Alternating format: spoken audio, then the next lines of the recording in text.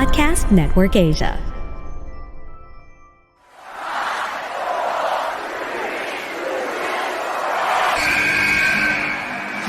What's going on? This is Xavier Woods, a.k.a. Austin Creed. I said give me a hell yeah! Hey, this is Zeta Zay. Hello, WWE Universe in the Philippines. This is Charlotte. Talent is not sexually transmitted. You need to go back to the drawing board because your game absolutely sucks! Hey everyone, this is Jeff Cobb. I'm Lewis Howley. I'm Sam Scotia. We are pretty deadly. Yes, boy. Yes, boy. Hello, my name is Ilya Dragunov, the star, the NXT UK champion, and you're listening to the Wrestling Podcast. You are now listening to the longest running weekly episodic Filipino wrestling podcast. This is the Wrestling Podcast. Rowen and Chino this week on a Picks of the Week episode on a Monday, as always. And you'll hear this on a Tuesday. Yon, how's your weekend, Chino? Good. Finally got around to seeing that John Wick 4. So, not bad. Sold out show then. So, thank you to sa lahat ng support yung comedy scene over the weekend, man. Yeah. How was that show? Good. We packed it out to 5 shows in 2 days. So, all sold out. So, not too bad for the comedy scene so far. Ikaw, how was your weekend? Okay lang. You know, I just relaxed. That's it. It's been, day job means long week. So I just took the time to relax. So let's get on with it. Picks of the week. As always, we pick the best thing we've seen over the past week. It has to be wrestling related. Syempre kasi, this is still a wrestling podcast after all, but it doesn't have to be a match. It could be a segment, could be a promo, could be a TV show.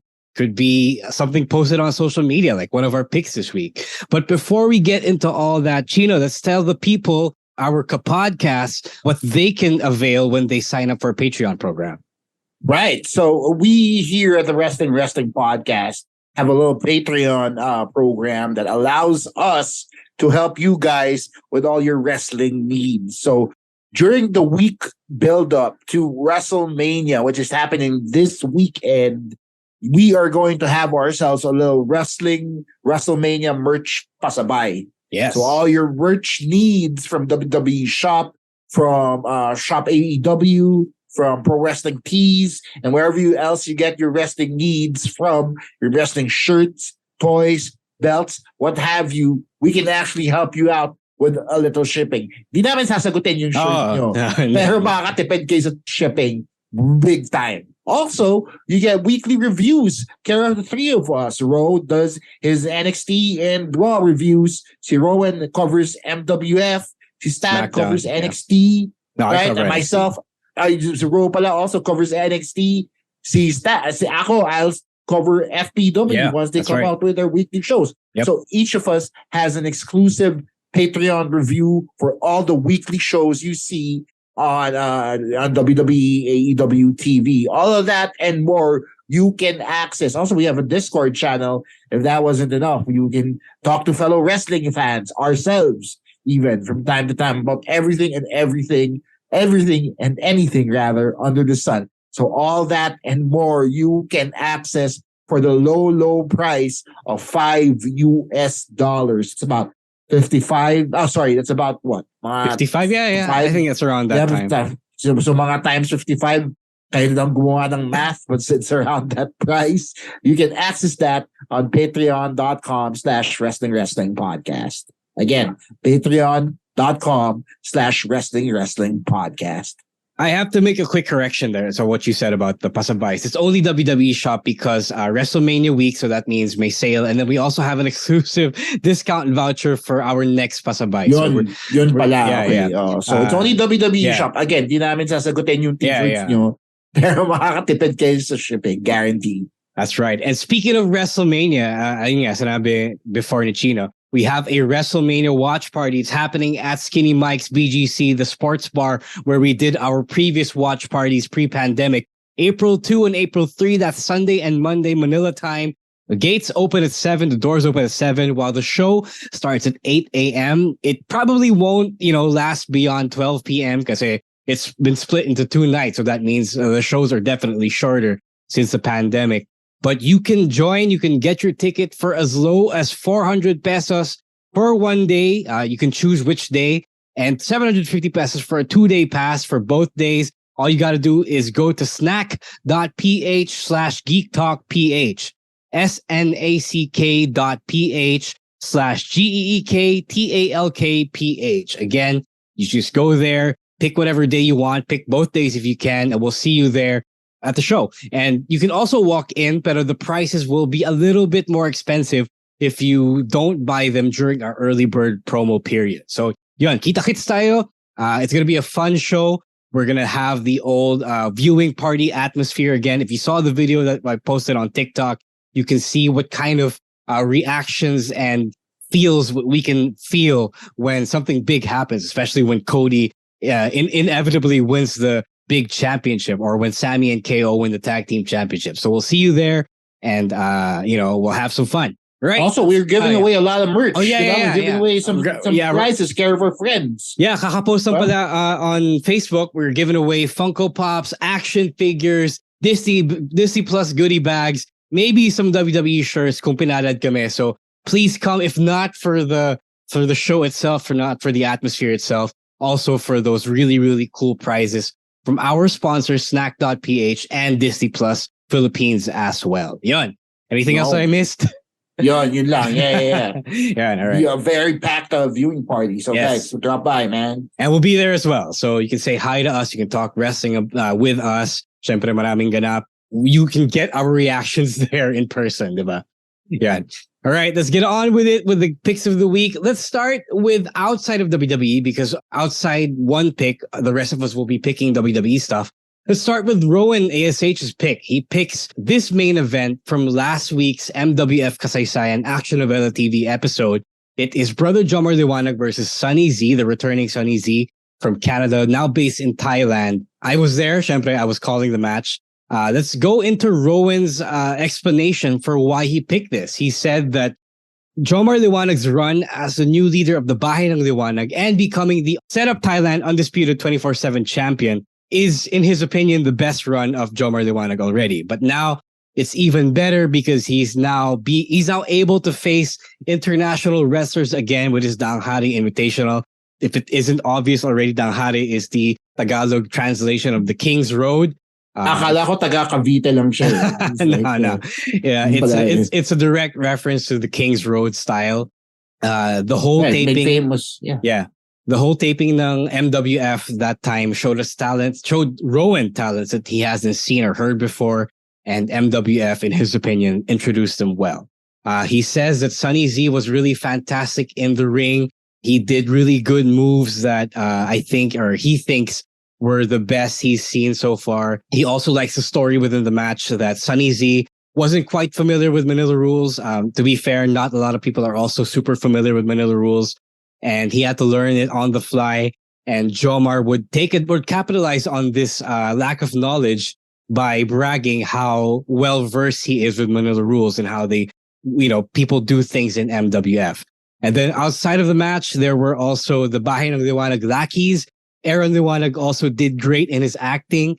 He's great with his facial expressions, his acting, his mannerisms, his performance. Even if he thinks that it was kind of OA, it really was good because, he's a theater kid. I can tell you as much.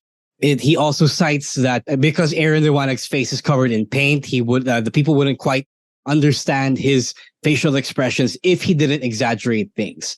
And then after the match, William Elvin, one official from MWF, revealed that Brother Jomar Liwanag's next opponent on MWF Republica on April 30, will be none other than the Japanese Buzzsaw Tajiri. And wow. It's a big match. So Rowen just really likes the main event, and it also helps that it's free on YouTube. If you have 20 minutes to spare, you can just check this out and see what kind of action MWF has. Chino, did you see this match already? Yeah, I caught it just before we hit record here. Just have a few questions though regarding, as somebody who hasn't seen MWF in quite some time, there were little story things that I missed out on. Like, first of all, Jomar Liwanag being the leader. ng bahay ng Liwanag. Because last I saw him, he was like the brother of the real Liwanag. I forget his name. See, Moises Liwanag. There we go, right? So now he's the leader, and now he has this LIJ thing going on with Aaron Liwanag, and I didn't catch the masked wrestler's name. See, Brother Benny. Brother Benny. Okay. Yeah. All right, so there you go, right? That's cool because their presentation is a lot different now. It looks a lot cleaner. Even the tights that Jomar had on were a lot cleaner, a lot more professional looking. So I like that because it ups the production value. I do have a question with regards to this match being contested under Manila rules, because usually when you have a match contested under a special stipulation, it's because the story necessitates it. It's because there's a title at stake, or because this other guy wants to do a grudge match, or it reminds me a lot of the NXT Heritage Cup rules. So in that case, I was already a little bit confused as to why this match, which was supposed to be an exhibition, was held under such rules. Maybe Lauro, you can shed a little. Yeah, I can actually shed some light. For those who haven't seen MWF in quite some time, ginawa nilang default yung Manila rules, this current iteration of Manila rules. It's a stylistic choice pretty much done to distinguish themselves in the Philippines. I'm not going to say anything more than that, but that is what it is. Oh, so lahat ng matches Manila rules? Is that it? For this particular taping, you know that there's a Chili Willy tournament, right? So those matches are not in Manila rules. Tag team matches are also not in Manila rules. If there's also a special match, like a no DQ match, that's also not Manila rules. But yung default single stipulation is Manila rules. That's their choice, yeah. Okay, so now that you said that, it sounds very arbitrary. But then, I mean, if you want to, it's a different spin on things, I feel like they need to hash it out a little bit more, though, to make it clear what is and isn't Manila rule. But other than that, I really enjoyed the stipulation. Again, it reminded me a lot of the Heritage Cup rules during the NXT UK days. So I really enjoyed that aspect.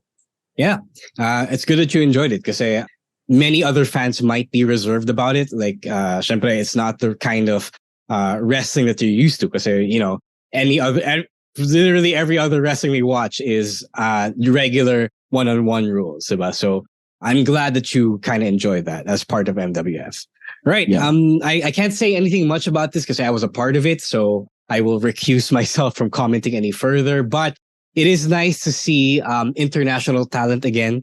I always like it when international talent come over and wrestle for us, no matter what promotion, really, because they have so much to impart. So that's all I can pretty much say about that. And I hope that we can get more in the future. All right, let's move on to our WWE picks. Let's start with Emil ASH's pick. Actually, this one is from social media. Mustafa Ali, on Instagram, on Twitter. I saw it on Twitter. Mustafa Ali celebrated the anniversary, I believe, ng Retribution or the disbanding of Retribution. Either one of those. I think it was the disbandment of Retribution. Yeah, I think basta it had to do with Retribution. So what he did was he spoofed Hoobastank's major hit, The Reason. He changed the lyrics to lyrics that talked about Retribution and took shots at Slapjack. He used the names, right? In place of some words in the lyrics. So So that he took a shot at everything, at the gimmick itself, because everyone knows it was a stupid gimmick by the time they had names, diba? So Emil picks this because he thinks Hoobastank is awesome, and The Reason is one of his favorite songs for the 2000s. So he thinks that Summer Child, that Ali using it was a big W. It also fits Ali's new toxic positivity gimmick that he started a few months back. Very on brand now. It reminded him of the Weird Al and Michael V promo parodies from Bubble Gang, Weird Al's pretty much body of work. So to see it in wrestling, he feels is pretty awesome. So he was laughing his ass off in the entire video, and he didn't know that Ali had those kinds of comedic chops. And he asked, where has it been the entire time? Well, to answer that, he never really got an opportunity to be funny. You know, what did you think of this little goofy parody? No, I loved it. I loved how he was able to make fun of himself, to laugh at the things that he was asked to do, despite not really enjoying them. He even made fun of the hacker being such a poor story device for this whole stable. Then he also called out the forgotten Retribution members in Reckoning and si Mercedes Martinez, whatever her name was supposed to be. So, ganda lang eh. I find that the ability to laugh at yourself or laugh at the things you've done is something that people aren't able to do as often now. So when somebody like Mustafa Ali, who seemingly takes himself seriously, is able to do something like this, it's pretty funny to me, and I enjoy the hell out of one hit wonders turned into parodies. I thought it was funny. I thought what made it funnier was yung fact na hindi magaling kumanta si Ali. Like, he was really bad. He was a bad singer. But the thing is, I wish these things were on TV. Kasi Ali posts this stuff on his Instagram and they're like less than a minute long. This one was like less than 2 minutes. I don't think it would have taken up too much time if they were posted on Raw. Because the only way you would know about this is if you actually followed Ali, and not every Raw watcher or SmackDown watcher would be following Ali because he's not that popular of a wrestler on the roster just yet, diba? So sayang lang kasi these things are like character work and they go a long way. You said Ali is making fun of himself. He's even making fun of himself with the whole toxic positivity thing. I wish that a global audience could see them more. Anything else you want? Sorry, go ahead. Yeah, sorry. It's funny that you said that it needs to be on TV, because this is also exactly what Mustafa Ali did during his Retribution run. Yeah. But he also told stories on social media because he wasn't given the time to tell them on TV. So sayang din talaga na they're not able to utilize a talent like Mustafa Ali properly. But props to him for using the tools that he has to tell the stories that he wants to tell. Yeah. Emil asks, where has the talent been the entire time? It was there. It's just that he didn't get those opportunities to show it on TV. Instead, he has to show them on social media, which is kind of sad. Yeah. All right. If there's nothing else, let's take a quick break before we head to our last 3 picks of the week. And it's here from our fellow podcasts on Podcast Network Asia. All right. Coming back now with our picks of the week episode for the week. It's still Rowen and Chino joining you here, talking about everyone's picks. Let's move on to our next pick from Stan. This is from NXT, last week's episode. It is the qualifying match for the 5-woman ladder match for the NXT Women's Championship. Ivy Nile versus Lyra Valkyria. He says that he really enjoyed how crisp this match was, how crisp the counter wrestling was, rather. It reminded him of when Chad Gable would get to flex his technical abilities in a match, which he did like a couple of weeks ago on Raw, diba? It was a great showcase for both women. And while Stan understands that Lyra Valkyria was a no-brainer pick to advance to the title match, he also thinks Ivy Nile was ready to take that next step. And if anything, he's wondering when that next step will happen because Ivy Nile is super ready. What did you think of this, Chino? No, I really liked the match as well. It was quite surprising to see Ivy Nile step up into the level of Lyra Valkyria, because Ivy Nile isn't, hindi ko naman dinidiscount yung athletic chops niya, but she isn't an indie wrestler. So something like technical wrestling, for me, I feel like isn't as easy to learn. But siguro dahil super athletic siya, she was able to keep up. Diba? She didn't look lost during the match. And Lyra Valkyria, who's very active in the ring, is somebody that's pretty hard to keep up with. Diba? So good job to kay Ivy now for being able to do that. She isn't a slouch. Tama nga si Stan, they need to give her a push. But I feel like because she's been saddled by the weight of Diamond Mine and being one of the OGs of Diamond Mine and having to, be the only female there, it's kind of hard for her to be able to get out of that shadow. So sana, kung bibigyan siya ng opportunity, it's away from Diamond Mine. I don't even think Diamond Mine is a thing anymore. Parang low-key nag-disband na sila kasi it's Julius and Brutus Creed on their own. Tapos Ivy and Tatum Paxley. Don't they do like segments together? Silang tatlo, si Paxton, whatever. I haven't seen it in a while. Parang it's like they're low-key agree. Parang they're together, but it's like they're low-key agreeing to go their separate ways. Because they don't have like a leader figure anymore. Roderick Strong's still out. So there's that nuance, I think. For me naman, I thought this was really good. You kind of forget how good Lyra Valkyria is, especially since NXT UK has been gone for quite a while. She's really, really good. And if they have a good story for her, she could be like the next big thing in the women's division, which she was really hired for in NXT UK. I agree with Stan that Ivy Nile was also ready to take that next step. She's been doing some good stuff with a bunch of more experienced women's wrestlers. And I feel like they should reward her already and, make her take that next step. So I think it's a matter of when and not if. It's just that the women's division is so packed right now. It's kind of deep, I think. And there are so many other great women that are holding that division up at the moment. Yeah. Anything else you want to add to this, Chino? No, I agree with everything you said. See, like I said, she was part of that NXT 2.0 class of prospects that they brought in. And unfortunately, that NXT 2.0 class has kind of stepped aside for this NXT 3.0 class that they also brought in. So parang nahihirapan sila i-prioritize yung dapat nilang i-prioritize in the NXT world. So I know there are a lot of great talents still left in the 2.0 class. You got your Ivy Niles, you got the current NXT Women's Tag Team Champions there. The former NXT Women's Tag Team Champions are still there also. So sana yung ganong mix, they're able to utilize all the talents that they have properly. Agree. It's only a matter of, time management, which I think they do well. They do a lot of short matches on NXT. Pero, syempre, you can't really push everyone to the moon. All right.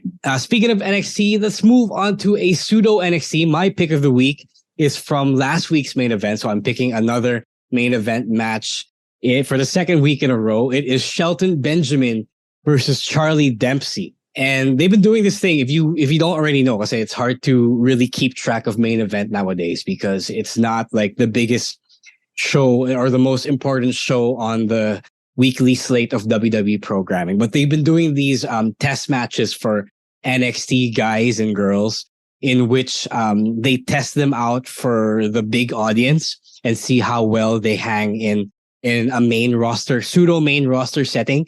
Last week, they did that with our fellow Southeast Asian Dante Chen. And this week they did it with William Regal Jr., Charlie Dempsey. So this time he wrestled Shelton Benjamin. I think it's their second match on main event. And usually kasi you see Charlie Dempsey wrestle NXT rookies. So they don't always get to have the match that Charlie Dempsey is able to have. And this time with Shelton Benjamin, they had a really, really good match that showed that Charlie Dempsey does not move like a rookie. He is super talented. He's super experienced.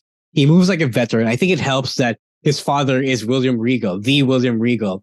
And I think that out of all the guys that they put on main event from NXT, he is the most main roster ready. And if you plugged him on SmackDown this week, he wouldn't look out of place. What did you think of this, Chino? I agree with everything you said. He is main roster ready. All of that, yes. Plus the fact that he fills a very lacking gap in the main roster kasi wala silang technical wrestlers. They don't have people who can do the stretch and pull kind of stuff. So it's interesting because his dad, William Regal, was able to find a niche for himself during the Attitude Era and the early 2000s when he was active with the WWE, diba? Was able to work the characters that he was given while still wrestling his own style. Feeling ko yung anak niya, kaya din yun. So I definitely am eager to see a call-up of Charlie Dempsey. Yeah. Ilana, you mentioned that there's no one who really does that technical style. Maybe there are some people who do, but they're not asked to do it because it's on Raw, SmackDown.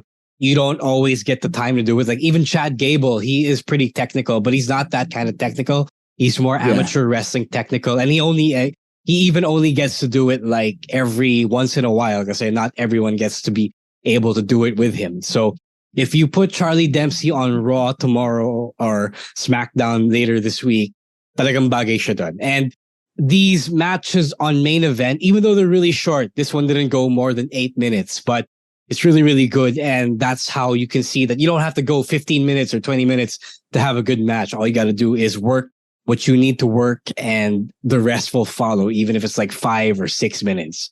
Yan.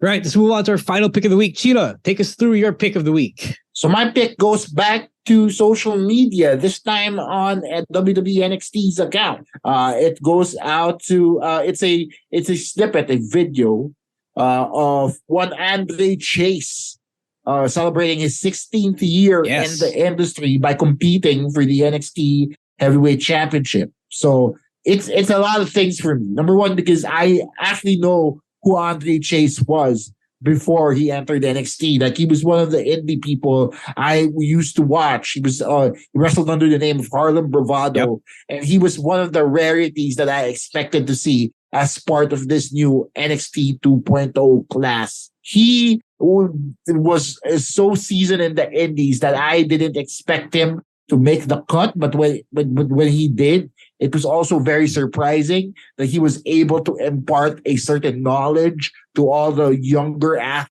he had to compete with, while also being able to work a character out in Andre Chase. He made Andre Chase his own, and he turned it into a university, and it just allows people to be captivated by his unique charisma. He's able to utilize his strengths, and plus, personally, as somebody who can also relate to somebody being too old for something or working hard and long for something, I can totally relate with the 16-year dream that Andre Chase had to chase, pun intended. I also knew Andre Chase as Harlem Bravado, but I didn't know he was Harlem Bravado until someone pointed it out to me. I was watching him's ROH days as part of the Bravado Brothers with his real-life brother, Lance, who is apparently now a politician. I didn't know what happened to him since I stopped watching ROH in the early 2010s. I didn't know that they broke up the tag team because Lance retired from wrestling. So it was pretty weird to me that he ended up being a single star. And then it was pretty awesome then to find out that the gimmick that I didn't really have a high hope for in the Andre Chase and Chase University stuff, it got over organically. And he is living his dream out of being, I wouldn't say a top single star, but a respected single star and a respected veteran in the ring. It is his 16th anniversary of his wrestling career, and it was pretty awesome for him to get a top championship shot against someone like Braun Breaker. Yeah, definitely, because Andre Chase ended up being the good hand that NXT needed during the early days of 2.0. They needed a steady hand in the mid-card scene to sort of work things out, to have people go over, or people that needed to be part of a stable, like see Duke Hudson, like see the former blonde-haired kid who got released. Diba? So it's like si Tia Hale. So he was able to put together these ragtag bunch of individuals and actually tell unique, cohesive stories. The story that he's in right now with Joe Gacy and company is also something that's very unique, and it can only work if the guy telling the story actually has the chops to do so. Yeah, I'm also happy that he gets WWE money, because that's the dream for many of us. Yeah, get the WWE money. All right, that is it for our picks of the week for this week. That is from March 13 to March 19, which was yesterday, Sunday. All right, let us know what your picks of the week are by putting them down in the comments of this post. I know that you guys love to put in your picks of the week. We can't read them now, but you can always share it with us. All right, so that concludes our audio-only episode for this week. Please join us for our Thursday live stream later this week. We will be predicting WrestleMania both nights, and syempre NXT Stand and Deliver We got a lot to predict. I believe we'll be having a special guest, one of our partners for the WrestleMania watch party from Geek Talk PH. I'm sure you already know him, but we won't promote until he is 100% confirmed for the show. So we'll see you then. And you can follow us on Twitter at RoweisVar, at Chino Supersize for Chino, at _StanC for Stan, at EML_Meister for Emil ASH, and at Monday Night Rowen, that's NITE for Rowen ASH, and at Wrestling2X Pod for the podcast itself. See you then, and as always, stay safe, be good, don't be a dick, and let's get ready for WrestleMania season. Peace. The views and opinions expressed by the podcast creators, hosts, and guests do not necessarily reflect the official policy and position of Podcast Network Asia. Any content provided by the people on the podcast are of their own opinion and are not intended to malign any religion, ethnic group, club, organization, company, individual, or anyone or anything.